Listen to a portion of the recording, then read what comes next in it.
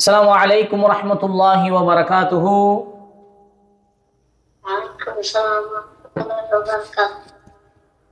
அல்ஹம்துலில்லாஹி வஹ்தா வஸ்ஸலாத்து வஸ்ஸலாமு அலா மன் லா நபிய்ய பஅதஹு வபஅத்.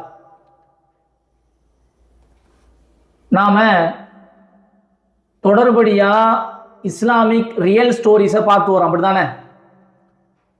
இஸ்லாமிய உண்மை சம்பவங்கள் நிறைய பார்த்துக்கிட்டு வரோம். இன்னைக்கு நாம ஒரு ஆச்சரியமான ஒரு ஸ்டோரி பார்க்க போறோம். எப்படிப்பட்ட ஸ்டோரி இது? ஆச்சரியமான ஸ்டோரி. நீங்களே யோசிப்பீங்க, அப்படியா அப்படின்னு யோசிக்கிற அளவுக்கு ஆச்சரியமான ஒரு ஸ்டோரி. யாரை பத்தி பார்க்க போறோம்னா, குகைவாசிகள். யாரை பத்தி பார்க்க போறோம்? குகை வாசிகள். அவங்கள பத்தி பார்க்க போறோம்.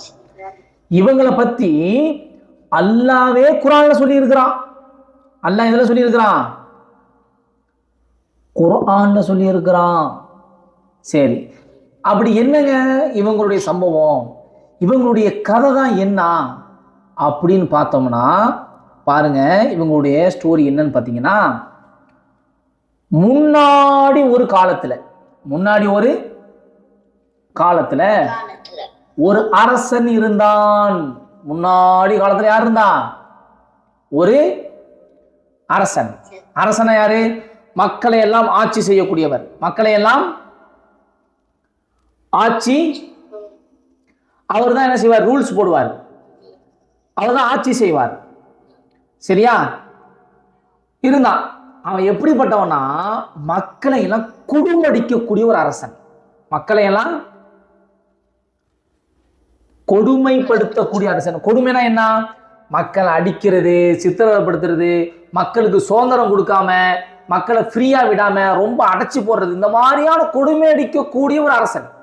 இந்த மாதிரி கொடுமை அடிக்கக்கூடிய ஒரு அரசன்.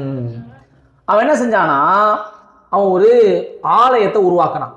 ஆலயம்னா நம்ம தொழுகிறோம் இல்லையா, ஒவ்வொரு அந்த வணக்க வழிபாடுன்னு சொல்லுவோம் இல்லையா, அதை செய்யறதுக்கான ஒரு இடம் ஆலயம்.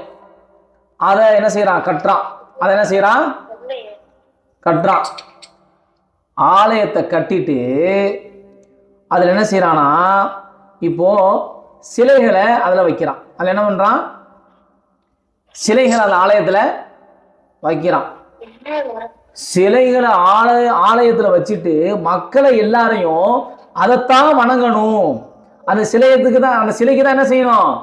உங்களுடைய வணக்க வழிபாட நீங்க செய்யணும். அதாவது அல்லாஹ்வுக்கு செய்ய வேண்டியதை யாருக்கு செய்ய சொல்றான்?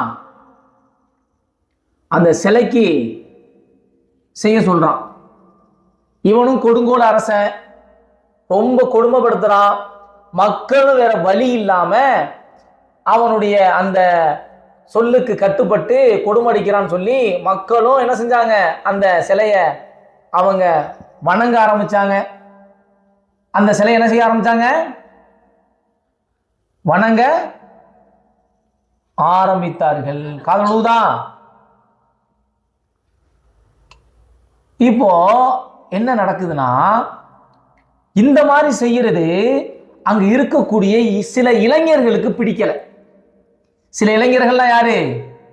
சின்ன வயதுடைய உங்களை மாதிரி இருக்கக்கூடிய நல்லா தைரியமான இளைஞர்கள், ஆண்கள், தைரியமான பிள்ளைங்க. உங்களை மாதிரி இருக்கக்கூடிய யாரு? தைரியமான அந்த பிள்ளைகளுக்கு பிடிக்கல, அந்த இளைஞர்களுக்கு பிடிக்கல.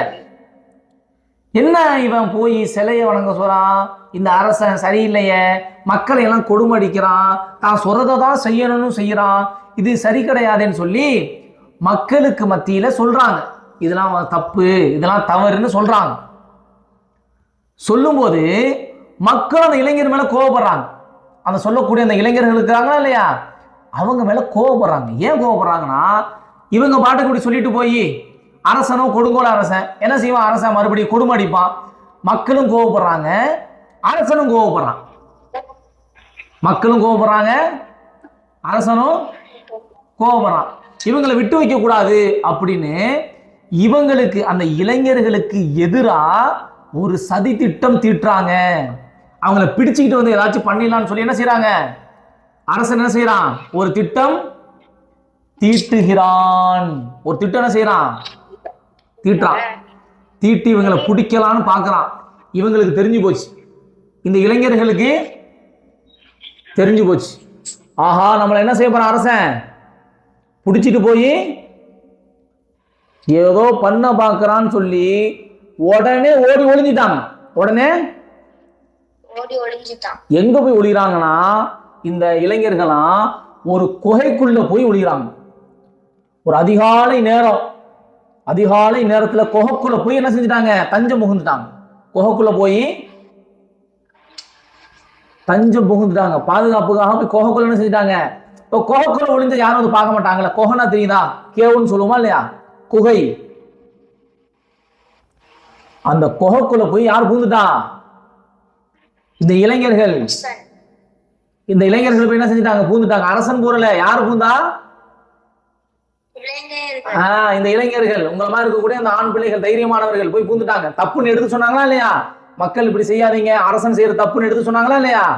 அந்த இளைஞர்கள் போய் குகைக்குள்ள பூந்துட்டாங்க. ஏன் பூந்தாங்கன்னா, அரசன் வந்து இவங்களை பிடிச்சு ஏதாச்சும் செய்யலாம்னு ஒரு சதி திட்டம் தீட்டும் போது இதை தெரிஞ்சுக்கிட்டு இந்த இளைஞர்கள் வேகமா போய் என்ன செஞ்சுட்டாங்க? அதிகாலை நேரத்துல, காலை நேரத்துல, விடிய காலத்துல ஓடி போய் எதுக்குள்ள பூந்துட்டாங்க? குகைக்குள்ள பூந்துட்டாங்க.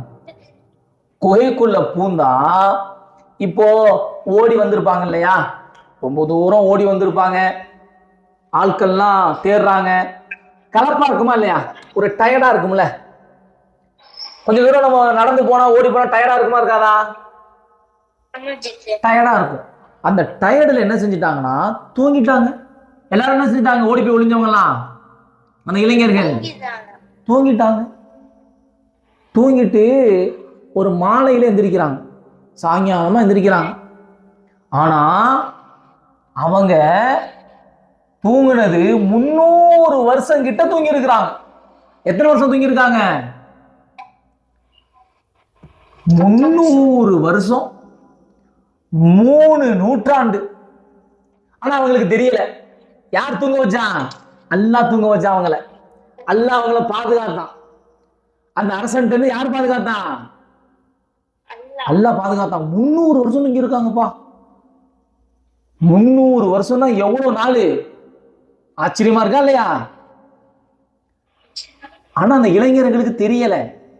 300 வருஷம் தூங்கினோன்னு தெரியல. அவங்களுக்குள்ளேயே பேசிக்கிறாங்க. இளைஞர்கள் அவங்கள பேசிக்கிறாங்க, நம்ம எவ்வளவு நாள் தூங்கியிருப்போம், எவ்வளவு நேரம் தூங்கியிருப்போம். ஒருத்தர் சொல்றாரு, நம்ம ஒரு நாள் தூங்கியிருப்போம், இல்லைன்னா ஒரு நாள்ல ஒரு பாதி நாள் தூங்கியிருப்போம், ஒரு ஹாஃப் டே தூங்கியிருப்போம், இல்லைன்னா ஒரு ஃபுல் டே தூங்கியிருப்போம், அவ்வளவுதான் தூங்கியிருப்போம் அப்படின்னு அவங்க என்ன செய்யறாங்க? அவங்களுக்குள்ள பேசிக்கிறாங்க. பேசிக்கிட்டு வெளியே பாக்குறாங்க. வெளியே பார்த்தா எல்லாமே மாறி போயிருக்கு. இப்போ நீங்க துபாயில இருப்பீங்க, சில பேர் சிங்கப்பூர்ல இருப்பாங்க, சில பேர் சவுதியில இருப்பாங்க, மலேசியாவில் இருப்பாங்க. ஒரு 20 வருஷம் கழிச்சு என்ன செய்யறாங்க? இந்தியாவுக்கு வராங்க. அப்ப அவங்க இருந்த இடம்லாம் எப்படி இருக்கும்? வித்தியாசமா இருக்குமா இல்லையா? பார்க்குற இடத்துல ஒண்ணுமே இல்லாத இடத்துல பில்டிங் கிளம்பி இருக்கும். முன்னாடி இருந்த பில்டிங் எல்லாம் இடிஞ்சிருக்கும். சின்ன மரமா இருந்தது பெரிய மரமா இருக்கும். நிறைய வித்தியாசம் இருக்கும் இல்லையா? பல வருஷம் கழிச்சு வந்து பார்த்தா இருக்குமா இருக்காதா? இருக்கும். அப்போ ஒரு 10 வருஷம் 15 வருஷம் நம்ம லேட்டா ஒரு இடத்த பார்த்தாலே அவ்வளவு மாற்றங்கள் ஏற்பட்டிருக்குன்னு சொன்னா, இவங்க 300 வருஷம் கழிச்சு முழிச்சு பார்க்கறாங்க. அப்போ எப்படி இருக்கும்? கிட்டத்தட்ட 3 நூற்றாண்டு, 3 தலைமுறை என்ன செஞ்சிருச்சு? கடந்து போயிடுச்சு. இவங்க கூட வாழ்ந்தவங்க யாருமே இல்லை. இப்ப வாழ்றவங்க புதுசா உள்ளவங்க, 300 வருஷத்துக்கு அப்புறம் உள்ளவங்க. இவங்க யாரு? 300 வருஷத்துக்கு பின்னால இருக்கிறவங்க, ஆரம்ப காலத்துல இருக்கிறவங்க. பாக்குறாங்க, சுத்தி முத்தியில் பாக்குறாங்க, எல்லாமே எப்படி இருக்குது? வித்தியாசமா இருக்குது. எல்லாமே வித்தியாசமா இருக்குது. அவங்க என்ன செய்யறாங்கன்னா, இப்போ தூங்கி முடிச்சதோட பசி வந்துருச்சு. என்ன வந்துருச்சு? பசிக்குது. உடனே அவரு அந்த காலத்துல 300 வருஷத்துக்கு முன்னாடி உள்ளவர் தானே அவரு. இவங்க எல்லாமே யாரு? இந்த இளைஞர்கள் 300 வருஷத்துக்கு முன்னாடி இருந்தவங்க தானே. அப்போ அப்போ உள்ள பணம் தானே உங்க கையில இருக்கும். அந்த காலத்துல வச்சிருந்த காசு தானே கையில இருக்கும். அந்த காசை கொடுத்து நீ போய் சாப்பிட ஏதாச்சும் வாங்கிட்டு வா அப்படின்னு அனுப்புறாங்க. ஒருத்தர் வெளியே போறாரு. வெளியே போய் பார்த்து கடையில போய் காசை கொடுத்தா எல்லாம் ஆச்சரியமா பார்க்கறாங்க. அப்பதான் தெரியுது நாம வச்சிருக்கிற காசு எந்த காலத்திலயும் உள்ள காசு, இப்போ புழங்குற காசு, இந்த காலகட்டத்தில் இருக்கக்கூடிய காசு பணம் வேற. நாம பல நூற்றாண்டு நாம தூங்கி இருக்கிறோம் அப்படிங்கிறத அப்பதான் அவங்களுக்கு தெரியுது. அந்த இளைஞர்களுக்கு அப்பதான் என்ன செய்யுது தெரியுது, நாம இந்த வாழக்கூடிய இந்த சமுதாயத்தை சார்ந்தவர்கள் இல்லை, நம்ம இந்த காலகட்டத்தை சார்ந்தவர்கள் நாம இல்லை, நாம எப்போயோ உள்ள ஆட்கள், இவ்வளவு நாள் நம்ம தூங்கி இருக்கிறோம் அப்படிங்கிறதே அப்பதான் அவங்களுக்கு தெரியுது. மக்கள் எல்லாம் ஆச்சரியமா பாக்குறாங்க. மக்கள்லாம் ஆச்சரியமா பாக்குறாங்க. நாம பாப்போமா பார்க்க மாட்டோமா? ஆச்சரியமா பார்ப்போம்ல. ஒரு 100 வருஷத்துக்கு முன்னாடி உள்ளவர் ஒருத்தர் வராரு இப்ப உயிரோட, என்ன செய்வோம்? யாருப்பா அது அப்படின்னு பாப்போமா பார்க்க மாட்டோமா? அந்த மாதிரி 300 வருஷத்துக்கு முன்னாடி உள்ளவங்களை பார்த்ததோட இவங்கெல்லாம் ஆச்சரியம், மக்கள்லாம் பார்த்துட்டு போறாங்க. அதுக்கப்புறமா அந்த இளைஞர்கள் கண் முழிச்சு வாழ்றாங்களே, கொஞ்சம் கொஞ்சமா ஒருத்தரா இறந்து போறாங்க, ஒருத்தரா இறந்து போயிடுறாங்க. அதுக்கப்புறம் என்ன செஞ்சிடறாங்க, மனிதர்கள் எப்படி இறந்து போவாங்களோ அதே மாதிரி இறந்து போயிடுறாங்க. இப்போ மக்கள்லாம் இவங்களை பார்த்துட்டு இவங்களுடைய நினைவா ஒரு ஆலயத்தை கட்டுறாங்க. இவங்களுடைய நினைவா என்ன செய்யறாங்க, ஒரு வணக்க வழிபாடை கட்டுறாங்க. அப்படிங்கிற வரலாறை பார்க்குறோம். அல்லாஹ் இவங்களை பாதுகாத்தான். இவங்களை பத்தி, இந்த இளைஞர்களை பத்தி அல்லாஹ் குர்ஆன்ல அல்லாஹ் 18வது அத்தியாயம் சூரத்துல் கஹ்ஃப் என்று சொல்லக்கூடிய அந்த சூறாவில் கிட்டத்தட்ட 9வது வசனத்திலிருந்து 22வது வசனம் வரைக்கும் அல்லாஹ் இவங்களை பத்தி சொல்றான். குர்ஆன், தமிழ் குர்ஆன் வச்சிருந்தீங்கன்னா நீங்க 18வது சூறாவை எடுத்து 9வது வசனத்திலிருந்து 22வது வசனம் வரைக்கும் என்ன செய்யுங்க, படிச்சு பாருங்க. அவ்வளோ விஷயங்கள் இருக்கும். இப்ப நம்ம சொன்ன விஷயங்கள் இதுதான். அப்போ அந்த கொடுங்கோல் அரசன் இருந்து பாதுகாக்கிறதுக்காக வேண்டி அல்லாஹ் அந்த குகையில அவர்கள் என்ன செய்ய வச்சான்,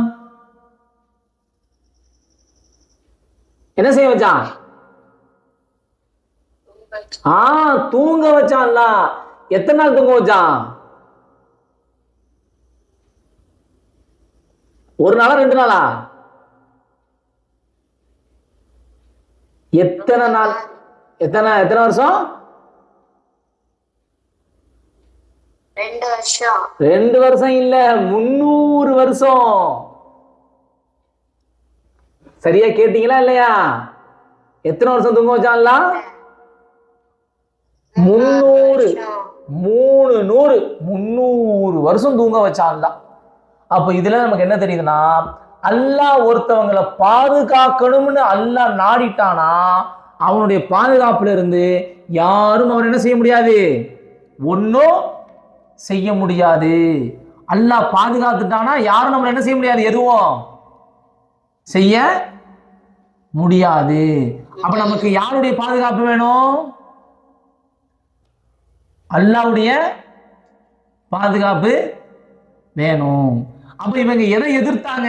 இந்த இளைஞர்கள் அல்லாஹ்வுக்கு ஷிர்க் வைக்கிறத எதிர்த்தாங்க. ஏக இறைவனாகி அல்லாஹ் வணங்குறத விட்டுட்டு இந்த அரசன் என்ன செய்யறான், மக்கள் எல்லாம் கொடுமை அடிச்சு ஏதோ ஒரு ஆலயத்தை கட்டி அது உள்ளார தூக்கி சிலைகளை வச்சு அதை வணங்க சொல்லி கொடுமை அடிக்கிறான். அதை எதிர்த்து போராடின அந்த இளைஞர்கள் தான் ஓடி போய் குகையில பூந்தாங்க. அல்லாஹ் அவர்களை பாதுகாத்தான். ஆக நாம சத்தியத்துக்காக, உண்மைக்காக நாம நின்று பேசும் பொழுது அல்லாஹ் நம்மளை பாதுகாப்பான். இன்ஷா அல்லாஹ் அல்லாஹ் என்ன செய்வான், பாதுகாப்பான். அப்ப எப்ப பேசினாலும் எதை தான் பேசணும்? சத்தியத்தை தான் பேசணும், உண்மையை தான் பேசணும். அல்லாஹ் மட்டும்தான் நம்ம என்ன செய்யணும், வணங்கணும். சொன்னது புரிஞ்சா? சொல்லுங்க, புரிஞ்சா எல்லாருக்கும்? இன்ஷா அல்லாஹ் அடுத்த வாரம் வேற ஒரு ஸ்டோரியோட நாம பார்ப்போம். சரியா? சொன்னபடி நாம அல்லாஹ் மட்டும் தான் வணங்கணும். அல்லாஹுடைய பாதுகாப்பு நமக்கு வேணும். அதுக்கு கரெக்டா தொழுகணும், கரெக்டா நாம குர்ஆன் ஓதணும். அல்லாஹ்வுக்கு நாம உண்மையான மக்களா இருக்கணும். அப்படி இருந்தால் அல்லாஹ் நம்மளை பாதுகாப்போம் இன்ஷா அல்லாஹ். போயிட்டு வாங்க. அஸ்ஸலாமு அலைக்கும் வரஹ்மத்துல்லாஹி வபரகாத்துஹு.